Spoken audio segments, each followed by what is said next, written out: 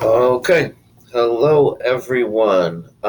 We are going to be talking about how to analyze poetry, the structure of poetry, and how that structure contributes to the meaning of the poem. All right. So when you click on the assignment, you're going to see the Google Doc here. So what we're going to do is look at the Google Doc together because the poem is on that. All right. So when you click it, you'll see this. There's going to be two poems. The first poem is here. Read it, answer the question. Second poem is here. Read it, answer the question. All right, it's only going to be two questions. I want it to be kind of easy, or I know a lot of you still have a lot of things to do. So this assignment is going to touch up on the standard. It's going to give you an idea, but I want you to pay attention, all right, because it's only going to be two questions. All right, so let's pay attention. First one's called Death and Life. All right, remember, we're looking at the poem and kind of figuring out how the structure of it, all right, contributes to the meaning of it. All right, so let's look at the poem, Death and Life. Apparently, with no surprise to any happy flower, the frost beheads it at its play in accidental power.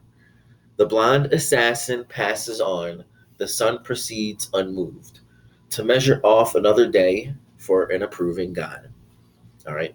You might be like, what does that even mean? All right, well, let's look at it. It's actually kind of simple. All right, let's look at it again. It's called Death and Life. There was a sun, there was a flower, something died, something was beheaded, there was frost. All right. It's actually pretty simple. Okay.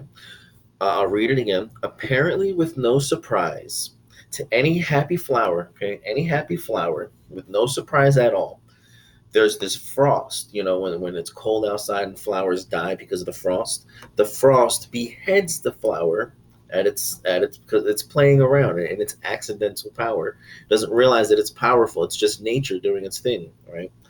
The blonde assassin passes on. What is blonde? Okay, assassin, what does that mean? Okay, well, the next line will answer that question. The sun, right? It's the sun. The sun moves across the sky while the flower dies because of the frost, right? And the sun proceeds unmoved, meaning it was unaffected by the fact that the flower died because of the frost. Meanwhile, the sun moves across and it measures off another day, and God looks down and approves of all this. It's the circle of life. Okay? So, with that analyzation, with that thinking about the poem, question is, how does the author's decision to use rhyme and meter contribute to the meaning of the poem? Okay. Um, we're going to talk about just the rhyme because we don't have a lot of time. So let's look at the rhyme. Flower, power. Oops. Flower, power. Okay. Um, that's the rhyme right there. When we talk about the flower and the power, okay, let's look at some of these. All right, we're gonna kind of work on this together. Okay, A, it builds tension.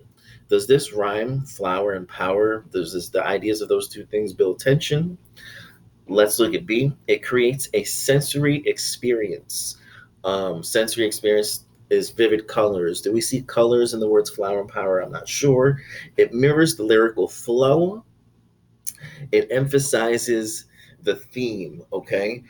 Um, I would say, as we're doing this together, it emphasizes the theme. Would be the best choice because power, flower. I told you what the theme was.